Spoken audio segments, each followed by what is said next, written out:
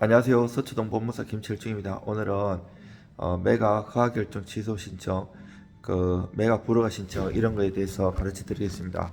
우리가 경매 잘못 받으면 보증금 다 떼일 수가 있어요. 잘못 받았는데 만약에 쓴 대로 대금을 납부하면 오히려 큰 손해가 될 수 있어요. 예를 들어서 낙찰을 10억에 받았는데 물어줄 금액이 20억이다. 그럼 30억에 받은 거나 마찬가지잖아요.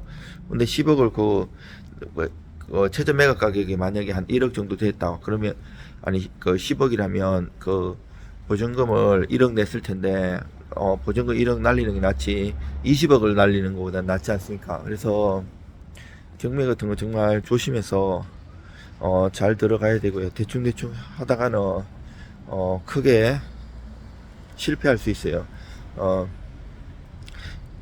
우리가 낙찰을 만약에 오늘 받았다. 그럼 일주일 동안에 매각 허가 결정을 하고 또 일주일 지나면 확정이 되는데 요 일주일 동안의 기간이 골든 타임인데 실질적으로 이제 경매 낙찰을 받으면 좀 더 내가 이해관계자가 되기 때문에 법원에 가서 기록 일체를 열람할 수 있는데 거기 보면 세금 당해세가 엄청나게 많다든지 그동안에 못 들어갔는데 물건이 진짜 들어가 보니까 천장이 다 뜯어 있고 벽에 완전히 누수가 심하다든지 알 수 없는 권리관계가 변동이 있다든지 나중에 권리관계가 변경되는 것도 많고 숨은 하자가 있는데 매각 물건 명세서에 기재가 안 된 경우도 있어요. 그러면 이게 매각 불허가 사유가 되는데 매각 불허가는 민사집행법 121조에 7가지 사유가 있는데 5호가 이제 매각 물건 명세서에 기재 안 된 건데 그래서 이렇게 만약에 농지 취득 자격증명 필요한데 이런 거 기재 안 했다든지 필요 없다고 했다든지 그러면 이게 매각 명세서에 잘못 기재한 건데 이거는 5호 사유로 매각 불허가 사유가 되지만 이래 하면 내 돈이 묶이게 되기 때문에 귀찮잖아요. 그래서 제대로 만약에 농지 취득장이 필요 없다 이렇게 해도 농지법하고 규정이 있어요. 3조 6조 8조 이런 거 다 파악해 가지고 내가 요건을 파악하는 연습을 길러야 되고 또 이제 농지 취득 자격증이 필요한 경우에 내가 이제 관할군청이나 읍면사무소에 갔을 때 경매 받으면 이거 된다고 했는데 막상 받아가지고 가면 안 되는 경우도 있고요.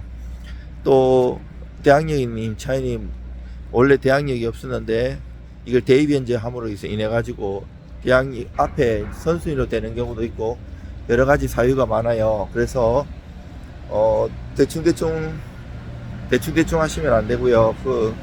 물건 분석, 권리 분석 잘해도 숨은 하자가 있는데 하물며 숨은 하자가 아닌데 내가 놓친 경우는 그건 노력 부족이잖아요. 돈이 1, 2천이 아니고 몇 억씩 나갈 수 있는데 그래서 대충 하시면 안 되고요. 정말 심혈을 기울여 가지고 해야 돼요. 그래서 경매로 돈을 벌 수도 있지만 잘못하면 돈을 많이 날릴 수도 있어요. 주식이나 부동산 이런 게 다 수업료를 지불하는데 가능하면 수업료 지불 안 하고 잘할 수 있으면 좋은 거 아니겠습니까? 그래서 또 이제 매각 불허가 신청을 했는데 또 일주일 있으면 확정이 되는데 이제 이 기간에 만약에 매각 불허가 신청을 안 받아주면 적시항고를 할 수 있어요. 근데 내가 지금 보증금도 10% 들어가 있잖아요. 이 보증금이 2005년 이전에는 내가 쓰는 가격이 10%였는데 그 이후에는 최저 매각 가격이 10%예요. 서울은 20%씩 물건에 상관없이 저감되고요. 유찰될 때마다. 지방은 30%씩 저감돼요. 이게 공매하고 차이예요. 공매는 퍼센테이지는 낮은데 자주 있어요. 그래서 이게 오히려 그 기간으로 따지면 나중에 더 공매가 많이 떨어지는 경우도 있어요. 그리고 공매는 입찰할 때 이제 이게 법정에 안 가도 되고 그때 보증금을 여러 개 입찰할 수도 있는 경우도 있어요. 그리고 이제 내가 만약에 그 경매에 들어가려고 하는 곳에 선순위 대학령에 있는 임차인이 있어가지고 이 사람이 선행 경매에서 일부를 받았다고 칩시다. 이러면 이 사람이 우선 면제권을 한 분을 행사했기 때문에 그 다음 후순위 경매에서는 행사를 못해요.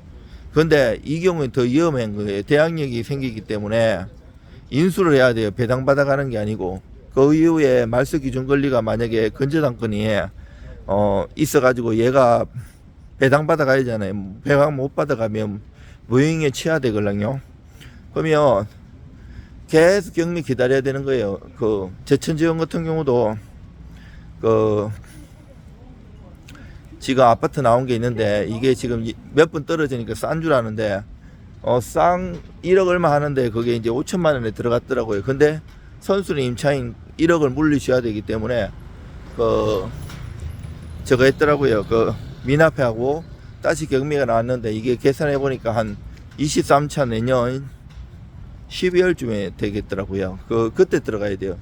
그래서 물건 같은 거 대충 싸다고 대충 들어가면 유찰 많이 됐다고 큰일 납니다.